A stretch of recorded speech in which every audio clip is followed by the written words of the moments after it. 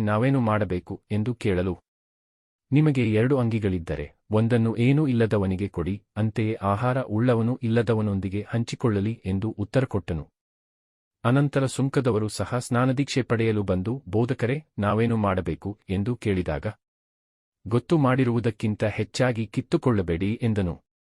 ನಾವು ಮಾಡಬೇಕಾದುದೇನು ಎಂದು ಸಿಪಾಯಿಗಳು ಮುಂದೆ ಬಂದು ಪ್ರಶ್ನಿಸಿದಾಗ, ಬಲಾತ್ಕಾರದಿಂದಾಗಲಿ ಸುಳ್ಳು ಬೆದರಿಕೆಯಿಂದಾಗಲಿ ಯಾರನ್ನೂ ಸುಲಿಗೆ ಮಾಡಬೇಡಿ, ನಿಮಗೆ ಬರುವ ಸಂಬಳದಿಂದ ತೃಪ್ತರಾಗಿರಿ ಎಂದು ಆತ ಉತ್ತರವಿತ್ತನು. ಈ ಯೋಹಾನನೇ ಎಲ್ಲರೂ ಎದುರು ನೋಡುತ್ತಾ ಇರುವ ಅಭಿಷಿಕ್ತನಾದ ಲೋಕೋದ್ಧಾರಕ ಆಗಿರಬಹುದೇ ಎಂದು ಜನರು ತಮ್ಮ ಮನಸ್ಸಿನಲ್ಲೇ ಆಲೋಚಿಸುತ್ತಿದ್ದರು. ಅದಕ್ಕೆ ಉತ್ತರವಾಗಿ ಯೋಹಾನನು, ನಾನು ನಿಮಗೆ ನೀರಿನಿಂದ ಸ್ನಾನದೀಕ್ಷೆ ಕೊಡುತ್ತಿದ್ದೇನೆ. ಆದರೆ ನನಗಿಂತಲೂ ಶಕ್ತರೊಬ್ಬರು ಬರುತ್ತಾರೆ.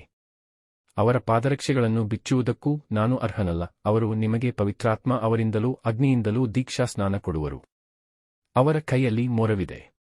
ತಮ್ಮ ಕಣದಲ್ಲಿಯ ರಾಶಿಯನ್ನು ತೂರಿ ಗಟ್ಟಿಕಾಳನ್ನು ಮಾತ್ರ ಕಣಜಕ್ಕೆ ತುಂಬುವರು.